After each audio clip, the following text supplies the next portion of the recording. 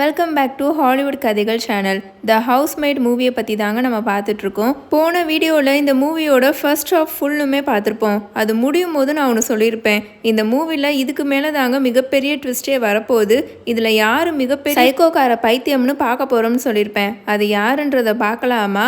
பல்லாருன்னு மில்லியோட கன்னத்தில் அறைய விட்டுட்டு நீனா கிளம்பி போயிருப்பாள். இப்போ மில்லியோட அறை வாங்கின கன்னத்தில் ஹீரோ ஆண்ட்ரூ ஐஸ் கட்டியை வச்சு ஒத்தனம் கொடுத்துட்டு இருப்பான். எதுக்கும் கவலைப்படாத மில்லி, இது எதுக்குமே நீ காரணம் இல்லை.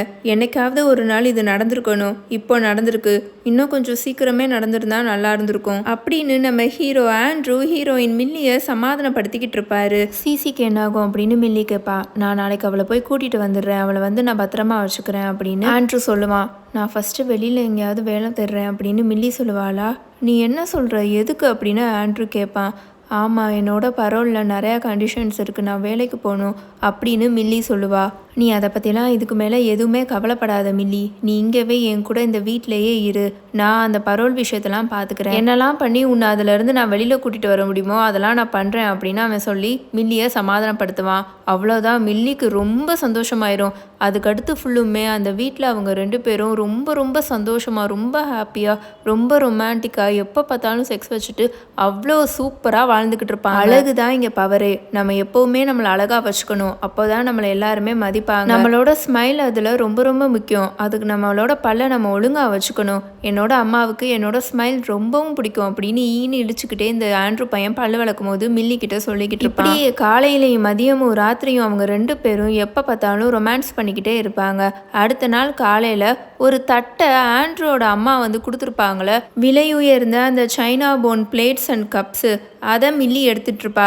ஏன்னா அது வந்து நம்ம ஆண்ட்ரூக்கு ரொம்ப ரொம்ப பிடிக்கும்ல. சரி, இன்னைக்கு சமைச்சு அதில் போய் நம்ம சர்வ் பண்ணுவோம் அப்படின்னு அதை வெளியில் எடுத்து குக் பண்ணிவிட்டு எல்லாத்தையும் அதில் எடுத்து வச்சுட்டு திரும்புவாளா.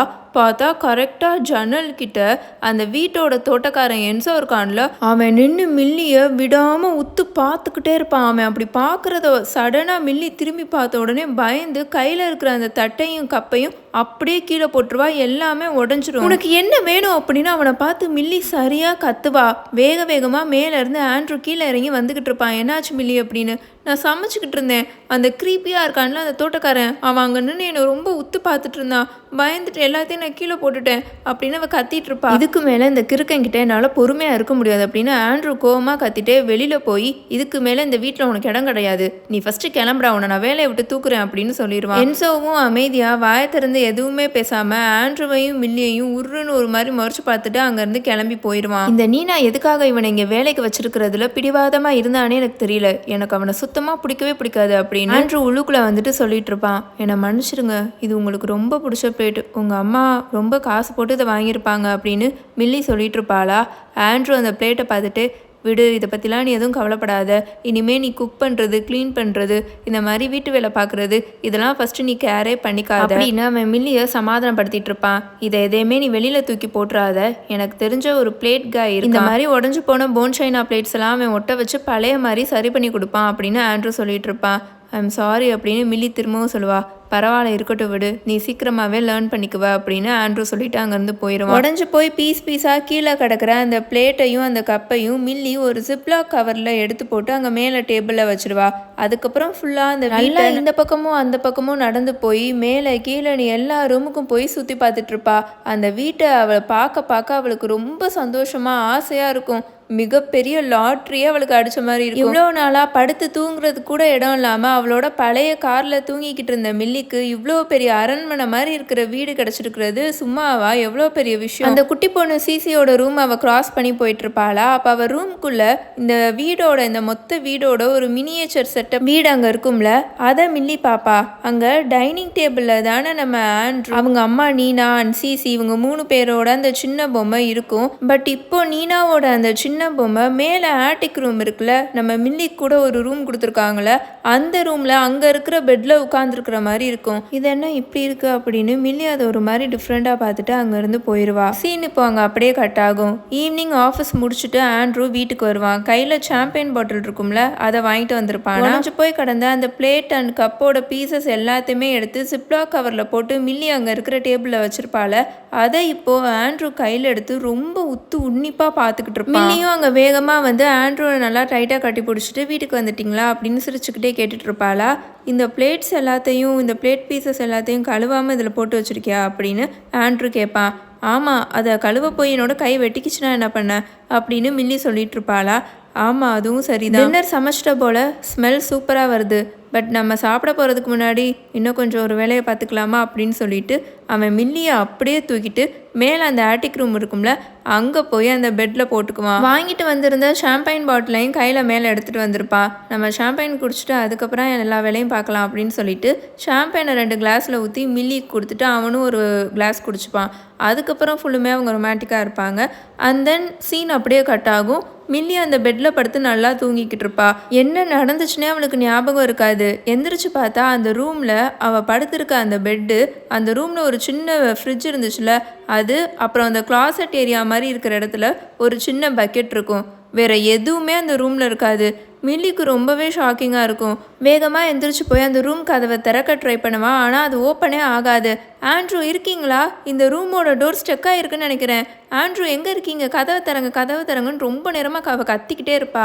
ஆண்ட்ரூ நான் பேசுகிறது உங்களுக்கு கேட்குதா? இந்த கதவை தரங்க அப்படின்னு அவள் கத்திட்டு இருப்பாளா. பார்த்தா இந்த ஆண்ட்ரூ பையன் அந்த கதவுக்கு இன்னொன்று ஒரு சைடில் தான் நின்றுட்டு இருப்பான். கேட்குது, நான் வெளியே விடுறேன், ஆனால் அதுக்கு இன்னும் நேரம் வரலை அப்படின்னு அவன் சொல்லுவான். நீங்கள் என்ன சொல்கிறீங்க? விளையாடாமல் கதவை தரங்க அப்படின்னு உள்ளே நின்று மில்லி கத்திக்கிட்டு இருப்பா. இது எதுவும் கேமா அப்படின்னு மில்லி சிரிச்சுட்டே கேட்டுட்டு இருப்பாளா. அப்படி இருந்திருந்தா கூட நல்லா தான் இருந்திருக்கும் அப்படின்னு கதவுக்கு இன்னொன்று ஒரு சைடில் நின்றுட்டு இருந்த ஆண்ட்ரூ சொல்லிட்டு இருப்பான். ஆண்ட்ரூ விளையாடாம கதவை தரங்க ப்ளீஸ் அப்படின்னு அவள் கத்திக்கிட்டே. ஆனால் இவன் மாட்டுக்கு கதவை திறக்காம அங்கேருந்து கிளம்பி போய்கிட்டே இருப்பான். இவ கத்துன்னு கத்த ஆரம்பிச்சிருவா. கதவை தரங்க அப்படின்னு கத்திட்டு இருப்பாளா.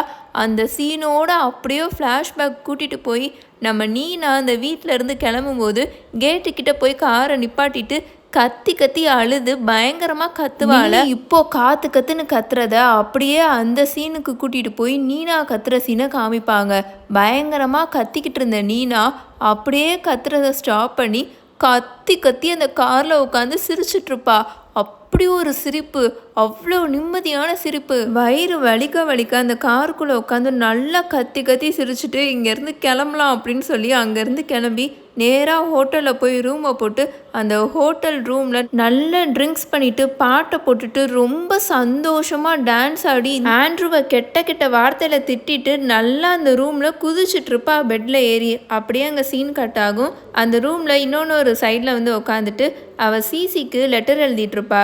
டியர் சிசி, இந்த லெட்டரை நீ ரீட் பண்ணுறேன்னா ஒன்று நான் செத்துருப்பேன், இல்லைனா உனக்கு 18 வயசு ஆயிருக்கும். ஆனால் இதை மட்டும் நீ தெரிஞ்சுக்கணும், உன்னோட அம்மா சரியான வடிகட்டின முட்டாளுன்னு. 8 வயசுலேயே தன்னோட பேரண்ட்ஸை இழந்துட்டு இளமை பருவம் முழுக்க ரொம்ப மோசமான ஃபாஸ்டர் ஹோம்ஸில் வளர்ந்த ஒரு பொண்ணுக்கிட்ட வேறு என்ன எக்ஸ்பெக்ட் பண்ண முடியும்? அண்ட் ரொம்ப முக்கியமாக ஆண்ட்ரூ எல்லாருக்கிட்டையும் சொல்ல ட்ரை பண்ணிட்டு இருக்கிற மாதிரி நான் ஒன்றும் என்னோட பேரண்ட்ஸ் அந்த ஃபயர் ஆக்சிடெண்ட்டில் கொல்லலை. இந்த உலகத்திலேயே என்னோட பேரண்ட்ஸை தான் எனக்கு ரொம்ப பிடிக்கும். அந்த தீ விபத்தில் நானும் அவங்க கூட சேர்ந்து இறந்துருந்தா எவ்வளோ நல்லா இருந்திருக்குன்னு ரொம்ப வருஷம் ஏங்கியிருக்கேன். பட் என்ன பண்ணுறது, நான் உயிர் வாழ்ந்துட்டேன், தப்பிச்சிட்டேன். எப்படியோ ஏதோ ஒரு லக்கில் லா ஸ்கூலில் போய் ஸ்காலர்ஷிப்பில் ஜாயின் பண்ணேன். நல்ல விதமாக அங்கே படிப்பை முடிச்சுட்டு வெளியில் வந்திருப்பேன். பட் அதுக்கு முன்னாடி எனக்கு கிளாஸ் எடுத்த கல்யாணமான ஒரு ப்ரொஃபஸர்கிட்ட மயங்கிட்டேன். அவர் மூலியமாக தான் நீ பிறந்த. அதுக்கப்புறம் அவர் என்னையோ உன்னையோ சுத்தமாக கண்டுக்கவே இல்லை. லா ஸ்கூலில் பாதியிலே படிப்பை விட்டுட்டு கை குழந்தையா இருந்த ஒன்றை வச்சுட்டு ஒரு பெரிய லா கம்பெனியில் சின்னதாக ஒரு வேலைக்கு போய் சேர்ந்தேன். அங்கே தான் நான் ஆண்ட்ரூவை பார்த்தேன். அப்படி தான் அவன் என்னோட லைஃப்குள்ளே. அவனோட கம்பெனியோட லாயர் நான் வேலை பார்த்துட்டு இருந்த ஃபேமில் தான் இருந்தார். அப்போ ஒரு மீட்டிங்கில் தான் அவனை நான் மீட் பண்ணேன். என்னை டின்னர் சாப்பிட வெளியில் கூட்டிகிட்டு போனான். நல்லா பேசினான். எந்த பொண்ணுனால தான் வேணான்னு அவனை சொல்ல முடியாது. அடுத்து அவன் என்னை டேட்டுக்கு கூட்டிகிட்டு போனான். அடுத்து 2 வாரத்தில் என்கிட்ட ப்ரப்போஸும் பண்ணிட்டான். உண்மையை சொல்ல போனேன், ஃபர்ஸ்ட்டு சாப்பிட வெளியில் கூட்டிகிட்டு போகும்போதே நான் அவன்கிட்ட விழுந்துட்டேன். நல்ல $1 மில்லியன் ஸ்மைலு, எப்போவுமே ஹம்பிளாக, ரொம்ப ஹேண்ட்ஸமாக, பல கவசங்கள் போட்டிருக்க மிகப்பெரிய தளபதியை யாரு தான் வேணான்னு சொல்லுவா. அதுக்கப்புறம் எங்கள் 2 பேத்துக்கும் கல்யாணம் ஆச்சு. கல்யாணம் பண்ணி அவங்க வீட்டுக்கு என்ன கூட்டிகிட்டு போனான். மிகப்பெரிய வீடு பார்த்து ரெடி பண்ணியிருக்கான். அவனோட முன்னாள் காதலி ஃபியான்சே கேத்தின்ற ஒரு பொண்ணுக்காக. அவங்க 2 பேத்துக்குள்ளே எப்படியோ பிரேக்கப் ஆயிருக்கு. எப்படி ஏதுன்னெலாம் நான் அவன்கிட்ட கேட்கல. அந்த பொண்ணோட லாஸ்ன்னு ரொம்ப சந்தோஷமாக இருந்தேன். பட் அந்த வீடை வச்சே நான் கண்டுபிடிச்சிருக்கணும், என்னோட தப்பு. சீன் அப்படியே கட் ஆகும். ஒரு நாள் மார்னிங் நான் அவனோட ஹஸ்பண்ட் ஆண்ட்ரூக்காக சூப்பராக பிரேக்ஃபாஸ்ட் செஞ்சு செஞ்சு வச்சிருப்பா, நிறைய செஞ்சு வச்சிருப்பா. அப்போ ஆண்ட்ரூ அங்கே வருவான். சாப்பாடு ஸ்மெல் தூக்குது, வேற லெவலில் என்னென்னமோ பண்ணி வச்சிருக்க போல அப்படின்னு ஆண்ட்ரூ நீனாவை கிஸ் பண்ணிக்கிட்டே சொல்லிட்டு இருப்பானா. அப்போ நீனாவோட தலையாமன் பார்ப்பான். உன்னோட ரூட்ஸ் எல்லாம் அப்படியே தெரியுது நீனா, நீ போய் இதெல்லாம் டச்சப் பண்ணலையா அப்படின்னு அவன் கேட்டுட்டு இருப்பான். நான் ஏற்கனவே சொன்னேன் இல்லையா, நீனாவோட தலைமுடி ப்ரௌனிஷ் பிளாக் கலரில் இருக்கும். ஆனால் அவள் அதை ப்ளீச் பண்ணி பிளண்ட் கலரில் பொன்னிறத்தில் கலர் பண்ணியிருப்பா. பட் தலையில் புது முடி வளர்றது எல்லாமே அவளோட ஒரிஜினல் தலைமுடி கலர் ப்ரௌனிஷ் பிளாக் கலரில் தானே தெரியும். அதை தான் அவன் கேட்டுட்ருப்பான், நீ ரூட்டை போய் டச்சப் பண்ணலையான்னு. முன்னாடி நடந்த ஒரு சீனில் ஆண்ட்ரூவோட அம்மா இவங்க வீட்டுக்கு வந்திருப்பாங்களே, அந்த பிளேட்ஸு கப்ஸ் எல்லாம் கொடுக்க வந்திருப்பாங்களே, அப்போ கூட இந்த ஆண்ட்ரூ அவங்க அம்மாவை பார்த்து தலைமுடி சூப்பராக இருக்குமா, கொஞ்சம் கூட அந்த ரூட்ஸ் எல்லாம் தெரியல அப்படி தான் சொல்லிட்டு இருப்பான். ஸோ இப்போ நீனா என்ன சொல்லிட்டு இருப்பான்னா, நான் சலூனில் அப்பாயின்மெண்ட் புக் பண்ணிட்டேன், நான் போயிட்டு வந்து அதை சரி பண்ணிடுறேன் அப்படின்னு சொல்லிட்டு இருப்பா. அந்த சீன் அப்படியே கட் ஆகும். ஈவினிங் வந்துடும். ஆண்ட்ரூ வேலை முடிச்சுட்டு வீட்டுக்கு வந்துடும். நீனாவும் எங்கேயோ வெளியில் போயிட்டு வீட்டுக்கு வருவா. சாரி ஆண்ட்ரூ, ரொம்ப லேட் ஆயிடுச்சு. சிசிக்கு தேவையான இந்த பொருட்கள் எல்லாத்தையும் வாங்கிட்டு வரதுக்கு எனக்கு ரொம்ப லேட் ஆயிடுச்சு. வர வழியில் உங்களுக்கு பிடிச்ச அந்த தாய் ஃபுட் ஷாப் இருந்தது, ரெஸ்டாரண்ட், அங்கே உங்களுக்கும் நான் ஃபுட்டு வாங்கிட்டு வந்திருக்கேன் அப்படின்னு சொல்லிட்டு கையில் அந்த பார்சலை காமிச்சிட்டு இருப்பா. நீ இன்னும் உன்னோட தலைமுடிய ரூட்ஸ் எல்லாம் டச்சப் பண்ணலையா அப்படின்னு அவன் கேட்பான். அவளை கிஸ் பண்ணிக்கிட்டே கேட்டுட்ருப்பானா. இல்லை ஆண்ட்ரூ, எனக்கு இன்றைக்கி வேலை கரெக்டாக இருந்தது, சலூனுக்கு போகவே சுத்தமாக டைம் இல்லை, நான் இன்னொரு நாள் போய்க்கிறேன் அப்படின்னு நீனா சொல்லிகிட்ருப்பா. சரி சாப்பிட போகலாமா, வாங்க போய் ஃப்ரெஷ் ஆகிட்டு சாப்பிட்லாம் அப்படின்னு அவள் சொல்லிகிட்ருப்பாளா. சாப்பிட போகிறதுக்கு முன்னாடி எனக்கு ஒரு சின்ன ஹெல்ப் பண்ணுவியா? மேலே ஆட்டிக் ரூமில் இருக்கிற ட்ராயரில் என்னோட ஒரு ஃபைல் இருக்குது, அது ரொம்ப முக்கியமானது, அந்த வேலையை நான் முடிச்சே ஆகணும், அதை மட்டும் எனக்கு எடுத்துகிட்டு வந்து கொடுக்குறியா அப்படின்னு அவன் கேட்பான். ஓ கண்டிப்பாக அப்படின்னு சொல்லிட்டு இவன் அந்த ஃபுட் பார்சலை இங்கேவே வச்சுட்டு மேலே அந்த ஆட்டிக் ரூமுக்கு போவா. எந்த ரூம்னா நம்ம மில்லி ஸ்டே பண்ணியிருக்கால அதே ரூமுக்கு. அங்கே போனால் அதே மாதிரி தான், ஒரே ஒரு பெட் இருக்கும், அங்கே ஒரே ஒரு ட்ராயர் இருக்கும், ஒரு சின்ன ஃப்ரிட்ஜ் இருக்கும், அங்கே ஓரத்தில் ஒரே ஒரு பக்கெட் இருக்கும். நீனா அந்த ரூம்குள்ளே போயிட்டு அந்த ட்ராயரை ஓப்பன் பண்ணி பார்ப்பா. அங்கே எந்த ஒரு ஃபைலும் இருக்காது. இங்கே எதுவுமே இல்லையே அப்படின்னு அவன் யோசிச்சுட்டு இருக்கும் போது இந்த ஆண்ட்ரூ இருக்கான்ல, அவன் பின்னாடியே போய் அந்த ரூமோட கதவு கிட்ட நின்றுட்டு இருப்பான். இங்கே எதுவுமே இல்லையே ஆண்ட்ரூ அப்படின்னு நீனா இப்போ அவனை பார்த்து சொல்லிட்டு இருப்பாளா. எனக்கு தெரியும் அப்படின்னு அவன் சொல்லிட்டு கதவை டக்குன்னு மூடிடுவான். நீனா வந்து கதவை திறந்து பாப்பா, கதவு ஓப்பன் ஆகாது. ஆண்ட்ரூ கதவை திறந்து, க்ளோஸ் ஆகிருக்கு, கதவை திறந்து விடுங்க. ஆண்ட்ரூ இங்கே தான் இருக்கீங்களா அப்படின்னு அவன் கேட்டுட்டு இருப்பாளா. நான் இங்கே தான் இருக்கேன் அப்படின்னு ஆண்ட்ரூ சொல்லுவான். கதவுக்கு வெளியில தான் அவன் நின்றுட்டு இருப்பான். ஆண்ட்ரூ கதவை திறந்து விடுங்க அப்படின்னு அவன் கத்திட்டு இருப்பாளா. உன் மேலே ரொம்ப டிசப்பாயிண்டடாக இருக்கேன் நீனா, தலைமுடின்றது ஒரு ப்ரிவிலேஜ், அதை நம்ம ரொம்பவே பர்ஃபெக்டாக கேர் பண்ணணும் அப்படின்னு அவன் சொல்லிட்டு இருப்பானா. இவளுக்கு ஒன்றுமே புரியாது, இவன் என்ன லூஸ் மாதிரி பேசிக்கிட்டு இருக்கான் அப்படின்ற மாதிரி தான் அவன் நின்றுட்டுருப்பா. என்னோட மனைவியோட தலையில் ரூட்ஸ் தெரிகிற மாதிரி இங்கே டவுனுக்குள்ளே சுற்றிட்டு இருக்கிறத மித்தவங்க பார்க்குறதுக்கு எவ்வளோ எனக்கு அசிங்கமாக இருக்குது தெரியுமா அப்படின்னு ஆண்ட்ரூ சொல்லிட்டு இருப்பான். நான் தான் அடுத்த அப்பாயின்மெண்ட் புக் பண்ணி நான் போயிட்டு வரேன்னு தானே சொன்னேன் அப்படின்னு நான் உள்ளே இருந்து கத்திக்கிட்டு இருப்பா. ஆனால் நீ இதை விட பெட்டராக இருக்கணும் நீனா, நம்ம 2 பேத்துக்காக அப்படின்னு ஆண்ட்ரூ சொல்லிட்டு இருப்பான். ஆண்ட்ரூ நான் போய் என்னோட ரூட்ஸை ஃபிக்ஸ் பண்ண தான் போகிறேன், தயவு செஞ்சு இப்போ கதவை திறந்து என்னை வெளியே விடுறீங்களா அப்படின்னு அவன் கத்துவா. நான் விடுறேன், ஆனால் அதுக்கான நேரம் இன்னும் வரல. உன்னோட ஆக்ஷன்ஸ்க்கான கான்சிக்வன்சஸை நீ அண்டர்ஸ்டாண்ட் பண்ணி தான் நீ ஆகணும். இப்போ என் கையில் ஒரு என்வலப், அதை நான் அந்த டோர் வழியாக கீழே உன் பக்கம் தள்ளி விட்டுருக்கேன் பாரு. இப்போ நான் சொல்ல போகிற ஒவ்வொரு வார்த்தையும் தயவு செஞ்சு ஒழுங்காக கேளு நீனா, ப்ளீஸ். உன்னோட தலையில இருந்து நீ 100 முடியை தனித்தனியாக பிடுங்கணும். ஒவ்வொரு முடியிலையுமே அந்த ரூட்ஸோட அந்த ஃபாலிக்கலோட நீ பிடுங்கணும். ஒவ்வொரு ஃபாலிக்கலுமே, அதாவது அந்த வேர் இருக்கும்ல, தலைமுடி வேறு, அது என்னோட கண்களுக்கு தெரியணும் அப்படின்னு அவன் சொல்லுவான். வேரோட பிடுங்கின அந்த 100 முடியையும் கரெக்டாக எண்ணி அந்த என்வலப்குள்ளே வச்சு இந்த பக்கம் வெளியில் தள்ளி விடு அப்படின்னு அவன் சொல்லுவான். ஆண்ட்ரூ என்ன விளையாடிட்டு இருக்கீங்களா, நீங்கள் ப்ராங்க் பண்ணதெல்லாம் போதும், நான் நம்பிட்டேன், போதுமா, தயவு செஞ்சு இப்போ கதவை திறந்து என்னை வெளியே விடுங்க அப்படின்னு இவ கத்துவா. உன்னோட என்வலப் வழியா நீ உன்னோட முடியை போட்டு விட்டக்கப்புறம் உன்னோட ஃப்ரீடம் பற்றி நம்ம டிஸ்கஸ் பண்ணலாம் அப்படின்னு அவன் சொல்லுவான். ஆண்ட்ரூ தயவு செஞ்சு விளையாடாதீங்க, இதுக்கு மேலே என்னால் முடியாது, கதவை திறந்து விடுங்க அப்படின்னு நீனா கத்துவா. I am sorry Neena, but I love you so much அப்படின்னு சொல்லிட்டு அவன் பாட்டுக்கு அங்கேருந்து கிளம்பி போயிடுவான். நீனா கத்துவா, பேபி ப்ளீஸ் அப்படி இப்படின்னு கத்துவா. கதவவே இவன் திறக்க மாட்டான். அதுக்கப்புறம் ரொம்ப கத்துன்னு கத்திக்கிட்டு இருப்பா. மில்லி எப்படி கத்துனா அதே மாதிரியே தான் நீனாவும் கத்திருப்பா. கதவவே அவன் திறக்க மாட்டான். இவளும் ரொம்ப நேரமாக கத்திருப்பா, கதவை போட்டு அடிச்சுக்கிட்டே இருப்பா. எந்த ஒரு யூஸும் இல்லை. அடுத்த நாள் வந்துடும். அந்த ரூமில் சாப்பாடு அந்த மாதிரிலாம் எதுவுமே இருக்காது.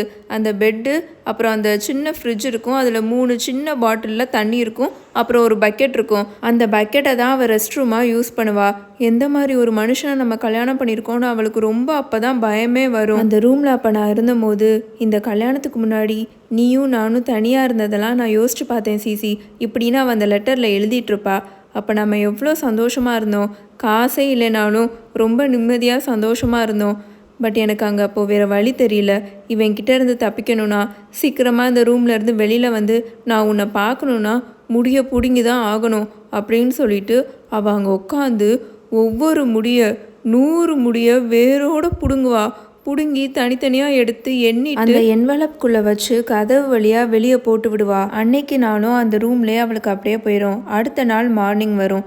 ஆண்ட்ரூ மேலே வந்துட்டு இன்னொன்று ஒரு எம்டி என்வலப்பை டோர் வழியாக உள்ளுக்குள்ளே போட்டு விடுவான். ஆண்ட்ரூ, என்னது நீ சொன்ன மாதிரியே நான் பண்ணிட்டேன், 100 முடிய பிடிங்கி அந்த என்வலப்பில் வச்சு கொடுத்துட்டேன்ல அப்படின்னு கத்திக்கிட்டு இருப்பாளா? இல்லை நீனா, நீ அனுப்பிச்சி விட்ட 100 முடியல, ஒரு முடியல என்னால் வேற பார்க்கவே முடியல, சுத்தமாக அதில் வேறே இல்லை அப்படின்னு இவன் சொல்லிடுவான். திரும்பவும் ஃபர்ஸ்ட்லேருந்து 100 முடிய பிடிங்கி அதில் வச்சு அனுப்பிச்சி விடு, இந்த தடவையாவது சரியாக பண்ணு நீனா அப்படின்னு சொல்லிட்டு அவன் பாட்டுக்கு அங்கேருந்து கிளம்பி போயிடுவான். ஆண்ட்ரூ, விளையாடுறீங்களா ப்ளீஸ், தயவு செஞ்சு கதவை தரங்க. இவ திரும்பவும் கத்துன்னு கத்துவா. கதவை 100 தடவை அடித்து பார்ப்பா. அவன் திறக்கவே மாட்டான். வேற வழியே இல்லை. திரும்பவும் 100 முடிய தனித்தனியாக வேரோடு பிடுங்கி ஒழுங்காக செக் பண்ணி அந்த என்வலப்பில் வச்சு திரும்பவும் அனுப்பிச்சி விடுவா. அன்னைக்கு நாள் முழுக்கவும் திரும்பவும் அதே ரூமில் தான் இருப்பா. அடுத்த நாள் மார்னிங் தான் இவன் கதவை திறந்து உள்ளுக்குள்ளேயே வருவான். இவ அப்படியே கீழே படுத்துக்கிட்டா. அந்த 3 to 4 டேஸ்க்கு அவள் சாப்பிட்ட விஷயமே அந்த ரூமில் 3 சின்ன பாட்டிலில் இருந்த தண்ணி மட்டும்தான். வேற எதையுமே அவள் சாப்பிட்ருக்கவும் மாட்டா. தண்ணி கூட அடுத்து அவனால் குடிக்க முடியாது. இவன் அந்த ரூம் டோரை ஓப்பன் பண்ணிட்டு உள்ளுக்குள்ளே வருவானா, கையில் சின்ன வாட்டர் பாட்டிலில் தண்ணி எடுத்துகிட்டு வந்து இவளுக்கு கொடுப்பான். இவள் வேகமாக அந்த தண்ணியை குடிச்சிட்டு இருப்பா. இதெல்லாம் உனக்கு நல்லது தான் நீனா, இதெல்லாம் பண்ணாதான் நீ பெட்டர் ஆவ அப்படின்னு அவன் சொல்லிட்டு இருப்பானா.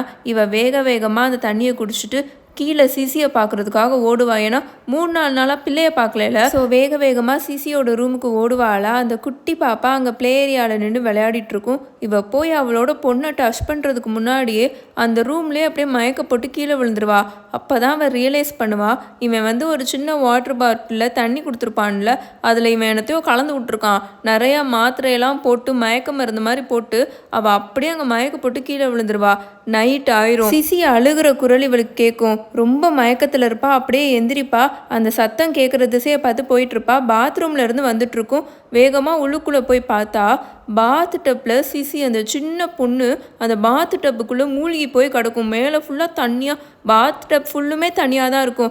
அவள் போய் அவளை அந்த பாத் டப்லேருந்து தூக்குறதுக்கு முன்னாடி அவங்க வீட்டுக்குள்ளே 5-6 போலீஸ் நுழைஞ்சிருவாங்க. இந்த பாத்ரூம்குள்ளே வந்து வேகமாக சிசியை அந்த மூழ்கிக்கிட்டு இருக்கிறதுலேருந்து தூக்கிடுவாங்க.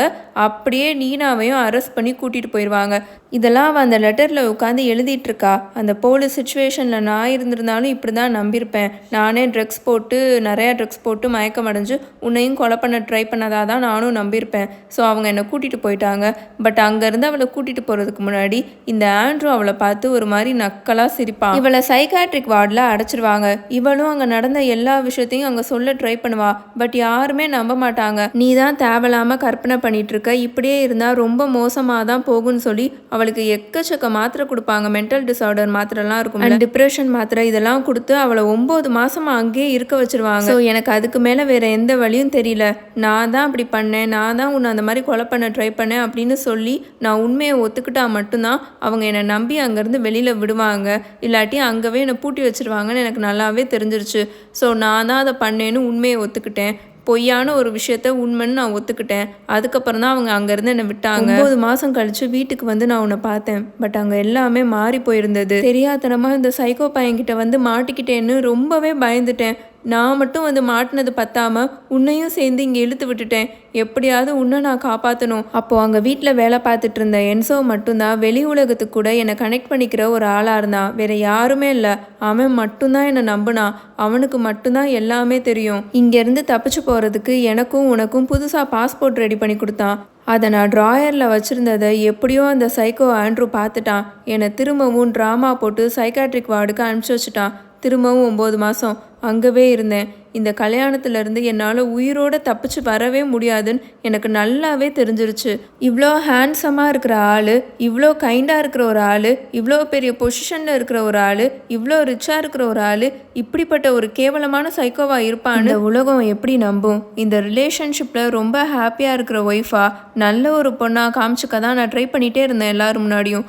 ஆனால் இந்த ஆண்ட்ரூ எப்போ பார்த்தாலும் குறுக்க வந்து நான் ஒரு வில்லி மாதிரியும் நான் ஒரு சைக்கோ மாதிரியும் நான் ஒரு பைத்தியம் மாதிரியும் எல்லார் முன்னாடியும் காமிச்சிக்கிட்டு இருந்தான். அண்ட் நான் இவ்வளோ மோசமானவளாக இருந்தாலும் என்னை ரொம்ப பொறுப்போட பாசத்தோட பார்த்துக்கிற ஒரு கணவனாக எல்லார் முன்னாடியும் தன்னை அவன் காமிச்சிக்கிட்டான். அண்ட் எல்லாரோட மனசுலையும் ஹஸ்பண்ட் ஆஃப் த இயர்ன்ற பட்டத்தையும் வாங்கிட்டான். இதுக்கு மேலே இந்த கல்யாணத்தில் இருந்து தப்பிக்க என்னால் சுத்தமாக முடியாதுன்னு எனக்கு தெரிஞ்சிருச்சு. உயிரோட சுத்தமாகவே இங்கேருந்து தப்பிக்க முடியாதுன்னு எனக்கு தெரிஞ்சிருச்சு. பிகாஸ் அடுத்து நான் என்ன பண்ணாலும் என்னை அந்த ரூமில் போட்டு அடைச்சி அவன் சித்திரவதை பண்ணிக்கிட்டே இருந்தான். லைட் ஆஃப் பண்ண மறந்துட்டேன்னா அதுக்கும் அந்த ரூமில் போட்டு அடைச்சி என்னை சித்திரவதை பண்ணான். பிரேக்ஃபாஸ்ட் சாப்பிட்டுட்டு இருக்கும்போது நீ ஜூஸை டேபிளில் கொட்டினா அதுக்கும் என்னை போட்டு அந்த ரூமில் அடைச்சி சித்திரவதை பண்ணான். அவனை எதிர்த்து நான் சின்னதாக ஏதாவது கேள்வி கேட்டாலும் அதுக்கும் எனக்கு பனிஷ்மெண்ட் கொடுப்பான். எப்போ பார்த்தாலும் ஏதாவது ஒரு ட்ராமாவை போட்டு ஏதாவது என் மேலே பழி போட்டு அந்த சைக்காட்ரிக் வார்டுக்கு நான் அனுப்பிச்சிக்கிட்டே இருந்தான். இத்தனை தடவை சைக்காட்ரிக் வார்டுக்கு போகிற ஒரு பொண்ணை நம்பி எப்படி கோர்ட் அவங்களோட குழந்தைய அவங்க கிட்ட கொடுக்கும். பட் அப்போ தான் ஒரு மிகப்பெரிய விஷயத்தையே நான் கண்டுபிடிச்சேன். ஆண்ட்ரூவோட வீக்னஸ். அவனை யாராவது அடோர் பண்ணிக்கிட்டு ரொம்ப பெருமை பீத்திக்கிட்டு புகழாரம் பாடிக்கிட்டு இருந்தாங்கன்னா அப்படியே அவன் விழுந்துருவான். என்னோட பிளானே அடுத்து அதுவாக தான் மாறுச்சு. நான் வீட்டுக்கு வந்தேன். என்சோவும் எத்தனையோ தடவை என்கிட்ட வந்து பேசி பார்த்தான். நீ இங்கேருந்து கிளம்பிப்போ, உடனடியாக கிளம்பிப்போ, இந்த ஆண்ட்ரூவை நான் பார்த்துக்கிறேன், நீ சிசியை கூப்பிட்டுட்டு கிளம்பு, வெளியில் எல்லாத்தையும் உனக்காக நான் ரெடி பண்ணி வைக்கிறேன். இந்த மாதிரி ஒரு கேவலமான சைக்கோ கிட்ட தான் நான் என்னோட தங்கச்சியையும் இழந்திருக்கேன். திரும்பவும் என் கண்ணு முன்னாடியே இன்னொன்று ஒரு பொண்ணுக்கு இப்படி நடக்கிறத நான் பார்த்துட்டு சும்மா இருக்க மாட்டேன். என்சோ நீனா கிட்ட சொல்லுவான். முடியாது, இதுக்கு மேலே நீ இதில் தலையிடாத என்சோ, இதுக்கு என்கிட்ட வேற பிளான் இருக்கு அப்படின்னு நான் என்சோ கிட்ட சொல்லிடுவேன். அந்த பிளானே மில்லி தான். நான் எப்படிலாம் நினச்சேனோ அதே மாதிரியே அவ இருந்தா. பார்க்க அழகா, இன்னசென்ட்டா, பொன்னிற தலைமுடியோட, வேலை தேடி தன்னந்தனியாக யாருமே இல்லாமல் கரெக்டாக ஆண்ட்ரூ போய் இவளை காப்பாற்றுற மாதிரி ஒரு சுச்சுவேஷனில் அவள் இருந்தா. இதுதான் ஆண்ட்ரூவோட டைப்பே. அம்மா அப்பா இல்லை, ஃப்ரெண்ட்ஸ் இல்லை, துணைக்குன்னு யாருமே இல்லை, கையில் காசு இல்லை, தங்குறதுக்கு வீடு இல்லை, காரில் தூங்கிக்கிட்டு சுத்தமாக எந்த ஒரு வேலையும் இல்லாமல். அண்டு ரொம்ப ரொம்ப ஹைலைட்டான விஷயமே, இவ பரோலில் வெளியில் வந்திருந்தா. 15 வருஷம் அவளுக்கு சிறை தண்டனை. அதில் 10 வருஷம் ஜெயிலில் இருந்துட்டு 5 வருஷம் வெளியில் பரோலில் வந்திருந்தா. சும்மா சாதாரணமாக அந்த ஸ்கூலில் புள்ளி பண்ணி சின்ன பிள்ளைத்தனமான கேஸில் கிடையாது, கொலை பண்ணிட்டு அவள் ஜெயிலுக்கு போயிருக்கா. என்னோட டோட்டல் பிளானே எனக்கு பதிலாக இங்கே ரீப்ளேஸ்மெண்ட்டுக்கு ஒரு அழகான பொண்ணை ஹையர் பண்ணி இந்த வீட்டில் விட்டுட்டு போகிறது தான். பட் மில்லி தான் ஆண்ட்ரூக்கு ஏற்ற ஆள். என்சோ இந்த விஷயத்தில் மில்லியை இன்வால்வ் பண்ண வேணான்னு தான் அவன் என்கிட்ட சொன்னான். பட் இங்கேருந்து நான் எஸ்கேப் ஆகிறதுக்கு மில்லி மட்டும்தான் எனக்கு ஒரே வழி. ஸோ இந்த விஷயத்தில் இன்டர்ஃபியர் ஆகக்கூடாதுன்னு நான் அவன்கிட்ட சத்தியம் வாங்கிட்டேன். வேற வழியே இல்லாமல் அவனும் சரின்னு ஒத்துக்கிட்டான். மில்லி முக்கியமா இல்லை நானும் சிசியும் முக்கியமான அவன்கிட்ட கேட்டேன். ஸோ வேற வழி இல்லாமல் ஒத்துக்கிட்டான். ஆனால் இங்கேவே இருந்து மில்லியை நான் பார்த்துக்கிறேன், அவன் மேலே ஒரு கண்ணு வச்சுக்கிறேன்னு அவன் சொல்லிட்டான். என்னோட பாதி மனசு இந்த லெட்டரை நீ ரீட் பண்ணக்கூடாதுன்னு தான் நினைக்குது. பட் அட்லீஸ்ட் இந்த லெட்டரை நீ ரீட் பண்ணால் எல்லா உண்மையும் உனக்கு தெரிய வரும்ல. நான் ரொம்ப தப்பான பர்சன் இல்லைன்றதும் உனக்கு தெரிய வரும்ல. மில்லிக்கு நான் இந்த வீட்டில் வேலை கொடுத்தா மட்டும்தான் நீயும் நானும் இந்த வீட்டில் இருந்து தப்பிக்க முடியும். என்ன கேட்டால் மில்லி மாதிரி இருக்கிற ஆட்கள்னால தான் இந்த மாதிரி சுச்சுவேஷனெல்லாம் கரெக்டாக ஹேண்டில் பண்ண முடியும்னு நான் நினைக்கிறேன் அப்படின்னு நான் அந்த லெட்டரில் எழுதியிருப்பா. இதோட அந்த சீன் அப்படியே கட் ஆகி அங்கே ஆட்டிக் ரூமுக்கு நம்மளை கூட்டிகிட்டு வருவாங்க. அங்கே மில்லி அந்த ரூமோட சுவர், மேலே இருக்கிற சீலிங்கு, அந்த கதவு எல்லாத்தையும் போட்டு தட்டிக்கிட்டே இருப்பா. மில்லி தயவு செஞ்சு அமைதியாரு அப்படின்னு ஆண்ட்ரூ அந்த கதவுக்கு வெளியில் வந்து நின்று சொல்லிட்டு இருப்பான். ஆண்ட்ரூ கதவை திறங்க, தயவு செஞ்சு கதவை திறந்து தொலைங்க, எதுக்காக என்னை இப்படி பூட்டி வச்சிருக்கீங்க அப்படின்னு இவ கத்துவா. அந்த பிளேட்டை எங்கள் பாட்டி லண்டன்லேருந்து வாங்கிட்டு வந்தது. எல்லா ஹாலிடேஸும் எங்கள் அம்மா அந்த பிளேட்டில் தான் எனக்கு சாப்பாடு போட்டிருக்காங்க. சாதாரண சிப்ஸ் எல்லாம் கிடையாது, எல்லாமே ஹை கிளாஸ் ஆன சாப்பாடு. நீ கேர்லெஸ்ஸாக இருக்கிற சின்ன பிள்ளைங்க மாதிரி அந்த பிளேட்டை கீழே போட்டு உடச்சிருக்க. ஃபேமிலி ஹேர்லூம்ன்றது ஒரு ப்ரிவிலேஜ் மில்லி. ஆனால் என்னோட ஃபேமிலி ஹேர்லூம் இப்போ 21 பீஸாக உடஞ்சி போய் கிடக்குனால அப்படின்னு ஆண்ட்ரூ சொல்லுவான். அது ஒரு ஆக்சிடெண்ட், தெரியாமல் என்னோட கை தவறி அது கீழே விழுந்துருச்சு, தயவு செஞ்சு கதவை தர சைக்கோ நாய் அப்படின்னு மில்லி உள்ளே இருந்து பயங்கரமாக கத்திக்கிட்டு இருப்பா. இவன் இப்போ என்ன பண்ணுவான்னா, அந்த உடஞ்சி போன பீஸ் இருக்குல்ல, அதில் ஒரு பீஸை கீழே கதவு வழியாக உள்ளே தள்ளிவிட்டு, இப்போ நான் சொல்ல போகிற ஒவ்வொரு வார்த்தையும் தெளிவாக கேளு மில்லி. கதவு வழியாக நான் கீழே தள்ளி விட்டுருக்கேன் அந்த உடஞ்சி போன பீங்காம் பீஸை வச்சு உன்னோட வயிற்ற நீ 21 முறை நல்லா கீறணும். அதுவும் சாதாரணமாக இல்லை, நல்ல நீளமாக நல்ல டீப்பாக தடவை பண்ணும் போதே ஒழுங்காக பண்ணிடு. அப்புறம் நீ தான் திரும்பவும் ஃபர்ஸ்ட்லேருந்து அதை பண்ணணும் அப்படின்னு இவன் சொல்லுவானா. நீ என்ன விளையாடிட்டு இருக்கியா? கிழிப்பேனா அப்படின்னு இவ உள்ள இருந்து கோவமா கத்துவா. நீ பண்ணதுக்கான கான்சிக்வன்ஸ் இதுதான் மில்லி அப்படின்னு சொல்லிட்டு இவன் அங்கேருந்து கிளம்பி போயிடுவான். இவளும் ரொம்ப நேரமாக தட்டி தட்டி பார்ப்பா, கத்தி கத்தி பார்ப்பா, எந்த ஒரு ரெஸ்பான்ஸும் இருக்காது. இந்த வீட்டு வாசலில் நான் காலடி எடுத்து வச்சதுலேருந்தே இதுதான் நடக்கும்னு இந்த நீனாவுக்கு நல்லாவே தெரிஞ்சிருக்கும். கரெக்டாக அவள் தான் இது எல்லாத்தையுமே பிளான் பண்ணியிருக்கா. நான் என்னெல்லாம் பண்ணிட்டு வந்திருக்கேன்னு அவளுக்கு ஆல்ரெடி நல்லாவே தெரிஞ்சிருக்கு.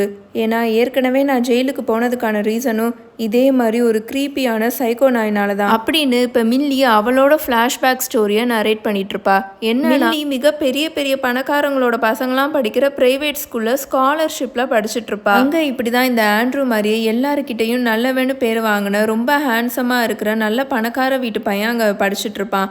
அந்த பையனை மில்லிக்கு ரொம்பவே பிடிக்கும். ஏன்னா அவன் பார்க்க அழகாக இருக்கான்ல, ஸோ நல்லா சைட் அடிச்சுட்டு இருப்பான். ஒரு நாள் அவளோட ரூம்குள்ளே போனால் அங்கே மில்லியோட ரூம்மேட்டை அந்த பையன் ஃபோர்ஸ் பண்ணி ரேப் பண்ணிக்கிட்டு இருப்பான். அதை பார்த்த உடனே இவளுக்கு தலையை சுற்றிடும். வேகமாக அங்கே இருக்கிற பேப்பர் வெயிட்டை வச்சு அவனோட தலையிலேயே நல்லா அடின்னு அடிக்க ஆரம்பிச்சிருவா. அவள் இவனை கொல்லணும் அப்படின்லாம் அடிச்சிருக்க மாட்டா.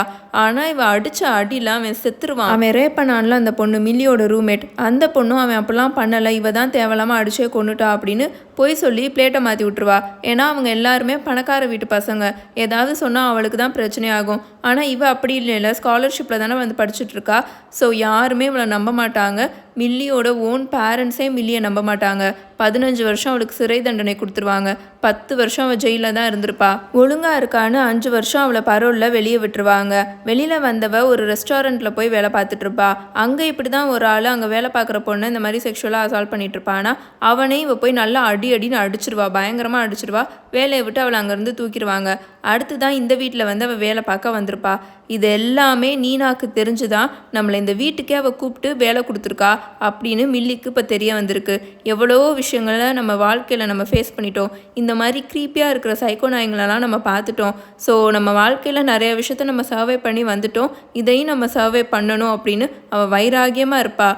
அங்கே இருக்கிற பக்கெட்டில் போய் அவள் பாத்ரூம் போயிட்டு இருக்கும்போது அங்கே சைடில் கேக் கட் பண்ணுற கத்தி இருக்கும்ல, ஸ்டீல் கத்தி, அது ஒளிஞ்சிருக்கிறத அவள் பாப்பா. அதை கையில் எடுத்து வச்சுப்பா. இந்த ஆண்ட்ரூ கீழே போட்டு விட்டு அந்த உடஞ்சி போன பிளேட் பீஸை வச்சு அவளோட வயிற்றையும் அவள் கிழிக்க ஆரம்பிச்சிடுவா. பயங்கரமாக அவளுக்கு வலிக்கும், ரத்தமாக கொட்டிகிட்டு இருக்கும். சரியாக கத்துவா. 21 தடவை கிழிச்சிட்டு கத்திட்டு இருப்பா. ஆண்ட்ரூ பார்த்துட்டியா, நான் கிழிச்சிட்டேன் அப்படி இப்படின்னு அவள் கத்திக்கிட்டே இருப்பாளா. ரொம்ப நேரமாக அவள் கத்திட்டு அந்த உடஞ்சி போன பிளேட் பீஸை கதவு வழியாக கீழே போட்டுட்டு ரொம்ப டயர்டாகி அந்த பெட்டில் போய் படுத்துருவா. பிகாஸ் அவளுக்கு பயங்கரமாக அந்த கிழிச்ச இடம் எல்லாம் வயிறு வலிச்சுட்ருக்கும். சீனு இப்போ அங்கே அப்படியே கட்டாகி வேறு சீனுக்கு மாறும்.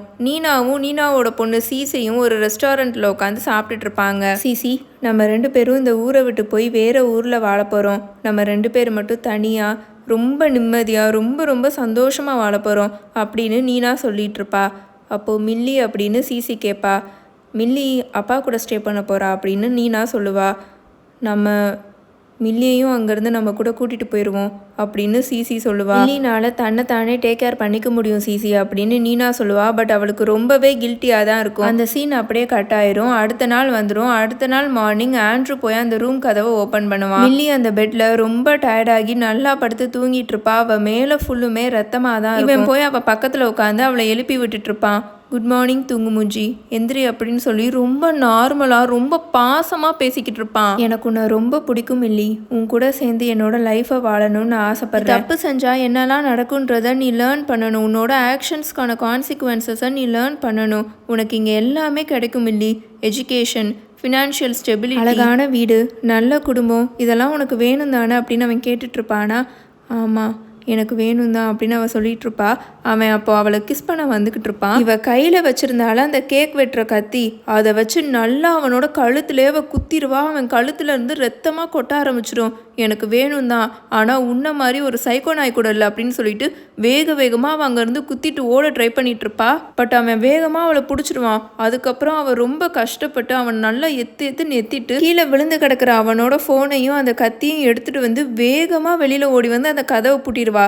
இவனும் அவளை பிடிக்க தான் வருவான். பட் அதுக்குள்ள அவ வேகமா வெளியில ஓடி அந்த கதவை அந்த சாவியை வச்சு அவ பூட்டிடுவா. மில்லி கதவை தர அப்படின்னு இவன் கத்துன்னு கத்தி அந்த கதவை போட்டு அடின்னு அடிச்சுக்கிட்டு இருப்பான். ஆனா அவ திறக்கவே மாட்டா.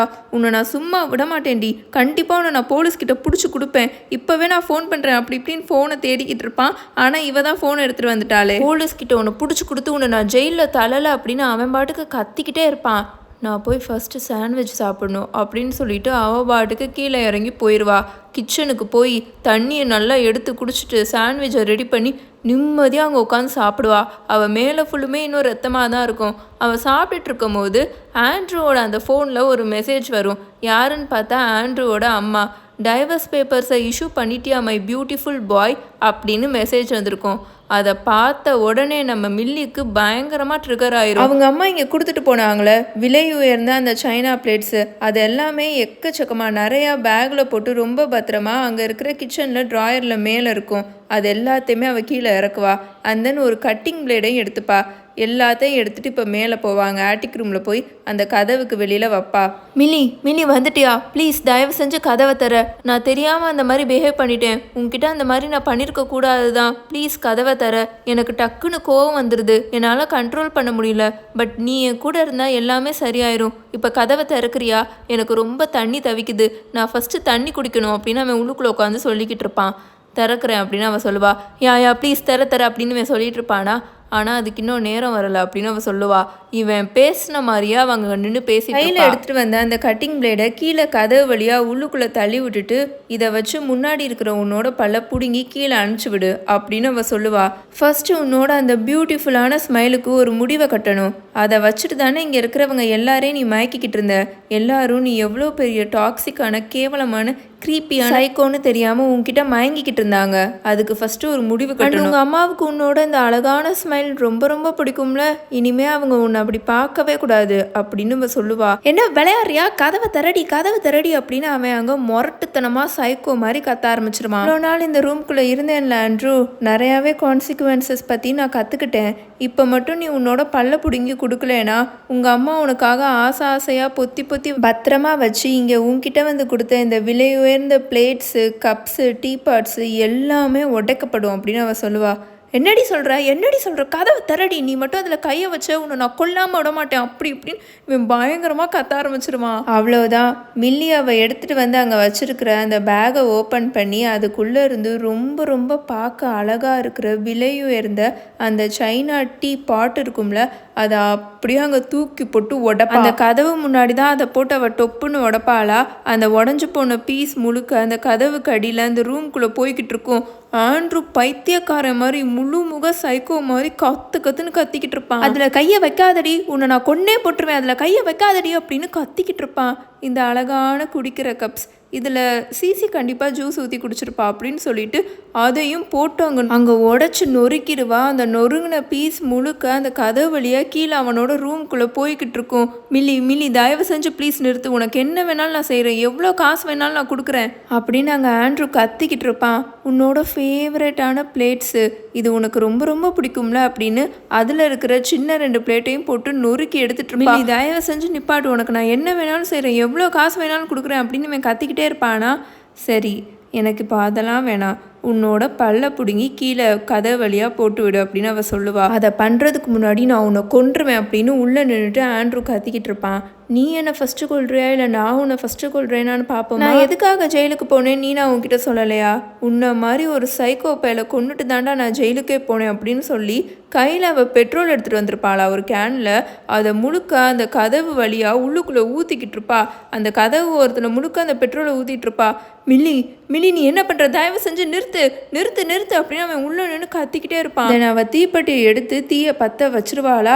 இரு நான் பண்ணுறேன், நீ என்ன கேட்டாலும் நான் பண்ணுறேன், நான் என்னோட பல்ல பிடுங்குறேன் அப்படின்னு ஒரு வழியாக அவன் உள்ளுக்குள்ளே இவன் கதவுக்கு கீழே போட்டால் அந்த கட்டிங் பிளேடை அவன் எடுத்துருவானா. இரு நான் இதை பார்க்கணும் அப்படின்னு சொல்லிட்டு மில்லி அவனோட ஃபோன் எடுப்பா. ஆக்சுவலி இந்த ரூமில் அவன் ஒரு கேமரா பொருத்தி வச்சுருப்பான். அந்த கேமரா மூலியமாக அவனோட ஃபோனில் வந்து அங்கே என்ன நடக்குதுன்னு பார்த்துட்டு இருப்பானா. இப்போ அவனோட ஃபோன் இவகிட்ட தானே இருக்குது. ஸோ அதை வந்து இப்போ அவள் ஓப்பன் பண்ணி பார்த்துட்டு இருக்கா. கட்டிங் பிளேடை எடுத்து அவனோட முன்னம்பல்ல வச்சு கத்துன்னு கத்தி ரத்தம் சொட்ட அவனோட பல்ல அவனே பிடுங்கிடுவான். பிடுங்கிட்டு அவன் காமிப்பானா. மில்லிக்கு அப்படி ஒரு சந்தோஷம். அதை அந்த வீடியோவில் பார்த்து அவன் நல்லா சிரிச்சுக்கிட்டு இருப்பா. கதவு வழியாக அதை கீழே தள்ளிவிடு அப்படின்னு அவள் சொல்லுவாளா. அவனும் அந்த கட்டிங் பிளேடையும் அந்த பல்லையும் கதவு வழியாக கீழே தள்ளி விடுவான். மில்லி அந்த பல்லை கையில் எடுத்து பார்த்துட்டு சரி நான் நாளைக்கு வரேன் அப்படின்னு சொல்லிட்டு அங்கேருந்து அவள் பாட்டுக்கு கூலாக கிளம்பி போய்கிட்டே இருப்பா. இவன் கண்ணா பின்னான்னு கெட்ட வார்த்தையில் உள்ள நின்று கத்துவான். அந்த கதவை போட்டு இடின்னு இடிப்பான். எந்த ஒரு பிரயோஜனமும் இல்லை. நைட் ஆயிரும். மில்லி நல்லா ஒயினை குடிச்சிட்டு அங்கே டிவி ரூம் இருக்கும்ல, அங்கே சோஃபாவில் உட்காந்துட்டு நல்லா டிவி பார்த்துட்டு இருப்பாளா. அவளுக்கு தூக்கம் சொக்கிக்கிட்டு இருக்கும். அந்த ஃபோனில் அந்த கேமராவை ஓப்பன் பண்ணி பார்த்துட்டு தான் இருப்பா அவன் என்ன பண்ணிட்டு இருக்கான். அந்த ரூம்குள்ளே இந்த பக்கமும் அந்த பக்கமும் நடந்துட்டு அவனோட மிடில் ஃபிங்கரை கேமராவில் காமிச்சிக்கிட்டு இருப்பான். இவளுக்கு தூக்கம் சொக்கிக்கிட்டு இருக்கும். கண்ணை மூடிடுவா. அதுக்கப்புறம் தான் அங்கே மிகப்பெரிய ட்விஸ்டே நடக்கும். மில்லி எப்படி இந்த சைக்கோ அரக்கங்கிட்ட தனியாக விட்டுட்டு நம்ம மட்டும் தப்பிச்சிட்டோமே அப்படின்னு நீனாவுக்கு ரொம்பவே கில்ட்டி ஆயிரும். ஸோ அன்னைக்கு அவள் இந்த வீட்டுக்கு கிளம்பி வந்துடுவா. வெளியில் கேட்டுக்கிட்ட பாஸ்வேர்டு போடுற இடம் இருக்கும்ல, அதில் பாஸ்வேர்டை போட்டு உள்ளுக்குள்ளே அமைதியாக வந்துடுவா. காரை வெளியில் வச்சுட்டு உள்ளுக்குள்ளே நடந்தே வந்துடுவாளா. அவள் வந்துட்டு இருக்கும் போதே மேலே அங்கே அட்டிக் ரூமில் லைட் எறிகிறத வெளியில் இருந்தே அவள் பார்த்துருவா. இவன் உள்ளுக்குள்ளே அவளை அடைச்சி வச்சுருக்கான் போல் அப்படின்னு இவளுக்கு நல்லாவே தெரிஞ்சிருச்சு. ஸோ வேகமாக பின்னங்கதவு வழியாக யாருக்குமே தெரியாமல் ரொம்ப அமைதியாக அந்த வீட்டுக்குள்ளே அவன் நுழைவா. வீடே இருட்டாக இருக்கும்.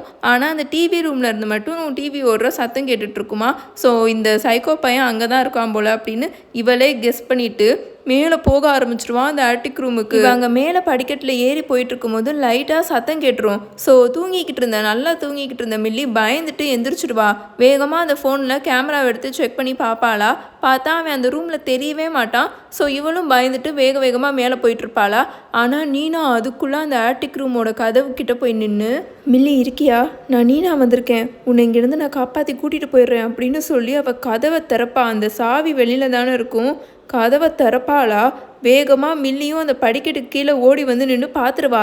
நீ என்ன பண்ணிக்கிட்டு இருக்கோ அப்படின்னு அவள் கத்திக்கிட்டு இருக்கும் போதே அங்கே கதவு ஓப்பன் ஆயிரும். அந்த ஆண்ட்ரூ பையன் மேலே ஃபுல்லாக ரத்தமாக ஒரு அரைக்கை மாதிரி அங்கே நின்றுட்டுருப்பான்.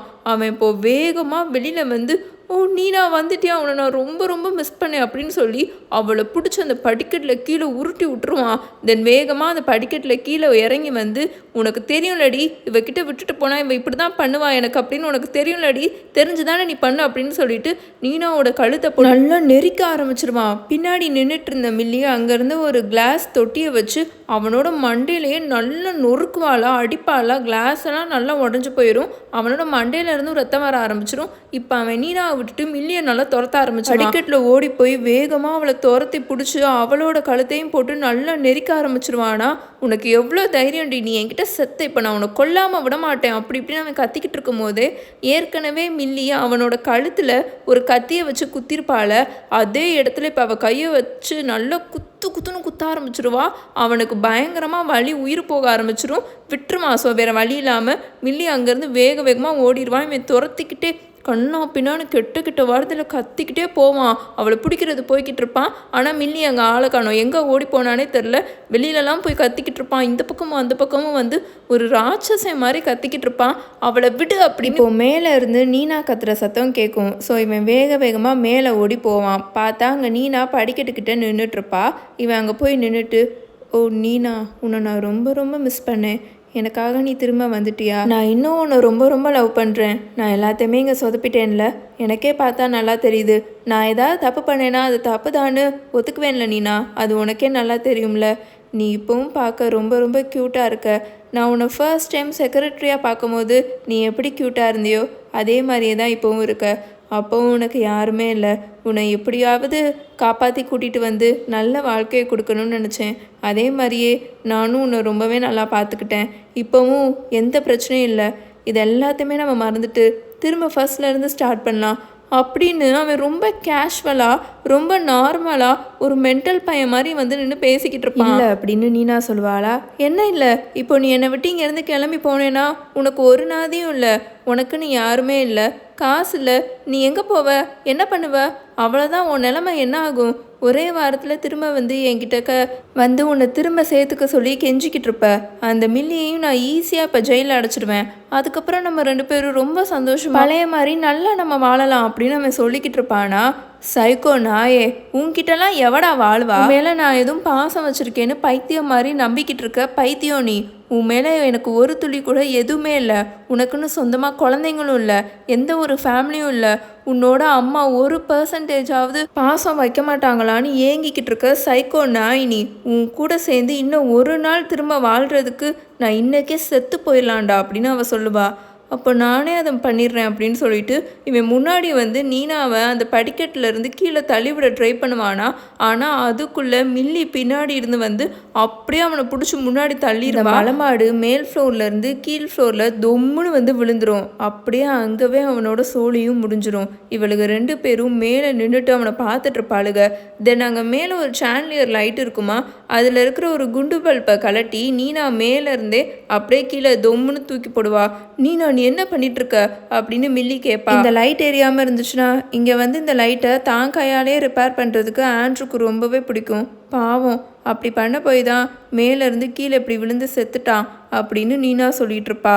இங்கேருந்து போயிரு மில்லி, இப்போவே இங்கேருந்து போயிரு, திரும்ப இந்த பக்கம் வந்துடாத அப்படின்னு அவள் சொல்லிட்டு இருப்பாளா. இல்லை நீனா, நீ இங்கேருந்து போயிரு, இதை நீ பண்ணலை, நான் தான் அவனை இங்கே கொலை பண்ணியிருக்கேன் அப்படின்னு மில்லியும் சொல்லுவாள். 2 பேரும் கீழே இறங்கி வந்துட்டு செத்து போய் அங்கே கிடக்கிற ஆண்ட்ரூவை பார்த்துட்டே நின்றுட்டுருப்பாங்க. தென் மில்லி அவளோட பாக்கெட்டுக்குள்ளே ஆண்ட்ரூவோட பல்லு இருந்துச்சுல, அந்த உடஞ்ச பல்லு, அதை எடுத்து அவன் பக்கத்தில் அவனோட பாடி பக்கத்துலேயே வச்சுட்டு அங்கேருந்து கிளம்பி மேலே போயிடுவான். இப்போ ஆண்ட்ரூவோட டெட் பாடியை பார்த்து எல்லா ஆக்ஷன்ஸ்க்கும் கான்சிக்வன்சஸ் இருக்கு ஆண்ட்ரூ அப்படின்னு திமிரா சொல்லி என்சோவுக்கு கால் பண்ணி, என்சோ வேலை முடிஞ்சு எல்லாத்தையும் க்ளீன் பண்ணுறதுக்கு எங்களுக்கு வந்து ஹெல்ப் பண்ணு அப்படின்னு அவனை கூப்பிடுவா. இதோட அங்கே சீன் கட் ஆகும். அவங்க வீட்டில் ஃபுல்லாக இப்போ போலீஸ் வந்திருப்பாங்க. ஹாலில் இருக்க சோஃபாவில் உட்காந்து நீனா ரொம்ப சோகமாக அழுதுட்ருப்பா. ஒரு லேடி போலீஸ் வந்து இப்போ நீனா கிட்ட பேசிகிட்டு இருப்பாங்க. உங்களுக்கு இப்படி நடந்ததை நினச்சா எனக்கு ரொம்பவே கஷ்டமாக இருக்குது. ஆனால் எதுக்காக மிட் நைட்டில் உங்களோட ஹஸ்பண்ட் பல்பை மாற்றணும்னு நினச்சிருக்காரு அப்படின்னு அந்த போலீஸ் இவக்கிட்ட கேட்பாங்க.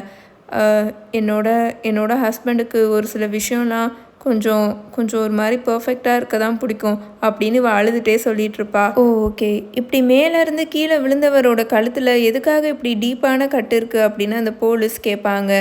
நீனா திருன்னு முடிச்சுட்டே உட்காந்துருப்பா. ஆக்சுவலி எனக்கு உங்களோட வீட்டுக்காரரை கொஞ்சம் தெரியும் அப்படின்னு அந்த போலீஸ் இப்போது சொல்லுவாங்க. இதுக்கு முன்னாடி அவருக்கு என்னோட தங்கச்சி கேத்லின் கூட தான் என்கேஜ்மெண்ட் ஆயிருந்துச்சு அப்படின்னு அவங்க சொல்லுவாங்களா. கேத்தி அப்படின்னு நீனா ரொம்ப ஷாக் ஆகி பார்ப்பாளா. ஆமாம், அந்த ரிலேஷன்ஷிப்பை பிரேக்கப் பண்ணிவிட்டு அவன் என் வீட்டு முன்னாடி வந்து நிற்கும் போது ரொம்ப டிஃப்ரெண்ட்டாக இருந்தா, ரொம்ப உடஞ்சி போயிருந்தா. முன்னாடி இருந்த கேத்தியே அது இல்லை, அதுக்கப்புறம் அவன் நார்மலாகவே இப்போ வரைக்கும் இல்லை அப்படின்னு அவங்க சொல்லுவாங்க. நீனா அப்படியே திருன்னு முடிச்சுட்டு ரொம்ப ஷாக் ஆகி பார்த்துட்ருப்பா. எனக்கு கேட்கவே கொஞ்சம் கஷ்டமாக இருக்குது அப்படின்னு அவள் சொல்லிட்டு இருப்பாளா. இவ்வளோ உயரத்துலேருந்து இப்படி கீழே விழுந்தாங்கன்னா அவங்களோட ஸ்கின் பிரேக் ஆக தான் செய்யும், எலும்பும் உடைய தான் செய்யும், பல்லும் உடைய தான் செய்யும். இதை பார்க்குறதுக்கு எனக்கு நார்மலாக வீட்டில் எதேர்ச்சியாக ரொம்ப டிஃப்ரெண்ட்டாக நடக்கிற ஆக்சிடெண்ட் மாதிரி தான் இருக்குது, வேறு எதுவும் இல்லை அப்படின்னு அந்த போலீஸ் சொல்லிவிட்டு அங்கேருந்து கிளம்பி போயிடுவாங்க. நீனும் அப்படியே பயந்து போய் உக்காந்துட்ருப்பா. விச் மீன்ஸ் அந்த போலீஸுக்கு இவன் ஒரு சைக்கோன்னு நல்லாவே தெரிஞ்சிருக்கு. ஏன்னா இதுக்கு முன்னாடி நீனாவுக்கு முன்னாடி கஷ்டப்பட்டது அவங்களோட தங்கச்சி கேத்தி தான். சீன் இப்போ அங்கே அப்படியே கட் ஆகி ஆண்ட்ரூவோட ஃபியூனரல் சீனை இப்போ காமிப்பாங்க. அவனை புதைக்கிறனால காமிப்பாங்க. எல்லாருமே அங்கே வந்திருப்பாங்க.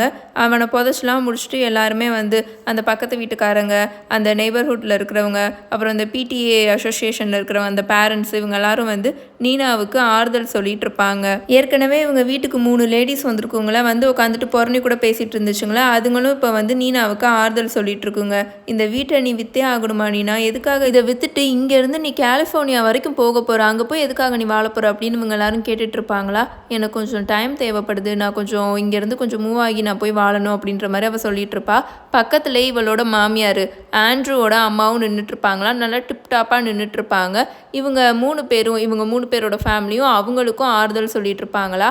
அப்போ அவங்க என்ன சொல்லுவாங்கன்னா, என்னோட பையன் ரொம்ப அழகானவன், அவனோட ஸ்மைலே ரொம்ப அழகாக இருக்கும், பட் அவன் கீழே விழுந்தபோது அவனோட பல்லு உடஞ்சி போயிருந்துச்சு, உங்களுக்கு தெரியுமா அப்படின்னு அவங்க கேட்பாங்களா.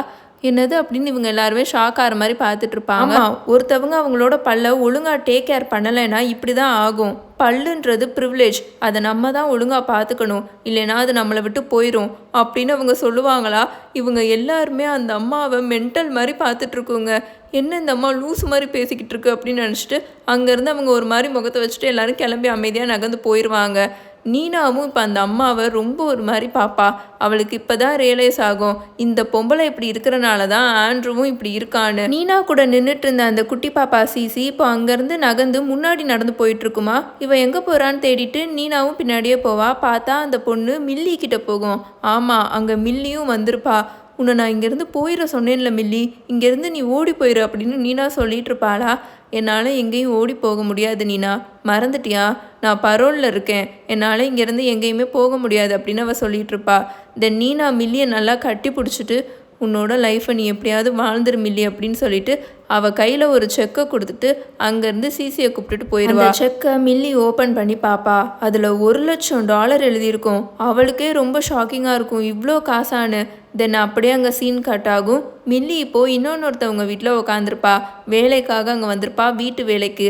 அந்த வீட்டோட எஜமானி, அந்த ஓனர் இருக்காங்களே, அந்த லேடி மில்லியை இன்டர்வியூ எடுத்துகிட்டு இருப்பாங்க. நீனா தான் உன்னை என்கிட்ட ரெக்கமெண்ட் பண்ணா, நீ எல்லா வேலையும் நல்லா பண்ணுவியாமே அப்படின்னு அந்த லேடி கேட்பாங்களா. கொஞ்சம் எல்லாமே நான் க்ளீன் பண்ணுவேன், எல்லாமே நான் குக் பண்ணிடுவேன் அப்படின்னு அவன் சொல்லிட்டு இருப்பாளா. ஓகே அப்படின்னு அவங்க சொல்லிட்டு இருக்கும் போதே மில்லி அவங்க கையை பார்ப்பா. அந்த லேடியோட கையை பார்ப்பா. கையில் ஃபுல்லுமே அடி வாங்கின காயமாக இருக்கும், ரத்தம் கட்டி போயிருக்கும். அதை பார்த்த உடனே மில்லிக்கும் புரிஞ்சிடும், என்னோட ஹஸ்பண்டை மயக்கிறது ரொம்பவே கஷ்டமான விஷயம், நான் முன்னாடியே சொல்லிடுறேன் அப்படின்னு அந்த லேடி சொல்லுவாங்க. அதை நான் பார்த்துக்கிறேன் அப்படின்னு மில்லி சொல்லுவா. கரெக்டாக உன்னால் அதை பண்ணிட முடியுமா அப்படின்னு அவங்க கேட்பாங்களா. இந்த வேலையை ஸ்டார்ட் பண்ணுறதுல நான் ரொம்ப ஆர்வமாக இருக்கேன் அப்படின்னு மில்லி சொல்லுவா. இதோட படம் முடிஞ்சிடும். அடுத்த மில்லியின் வேட்டை ரொம்ப சூப்பராக தொடரும். இந்த கதை எப்படி இருந்துச்சுன்னு மறக்காமல் கீழே கமெண்ட் பண்ணிடுங்க. உங்களுக்கு ஹாரி பாட்டர் புக் ஸ்டோரி எல்லா விஷயமே ஒரு லைன் விடாமல் தெரிஞ்சுக்கணுன்னா டேல்ஸ் பை மினி சேனலில் சப்ஸ்கிரைப் பண்ணி வச்சுக்கோங்க. அதில் எல்லா ஹாரி பாட்டர் புக்ஸுமே தமிழில் அவைலபிளாக இருக்குது. இந்த மூவி மாதிரி இன்னும் நிறைய ஹாலிவுட் மூவிஸ் பற்றி பார்க்கணுன்னா நம்மளோட இந்த ஹாலிவுட் கதைகள் சேனலையும் சப்ஸ்கிரைப் பண்ணி வச்சுக்கோங்க. சீக்கிரமே உங்களை இன்னொன்று மூவியில் வந்து நான் மீட் பண்ணுறேன். Until then, bye bye.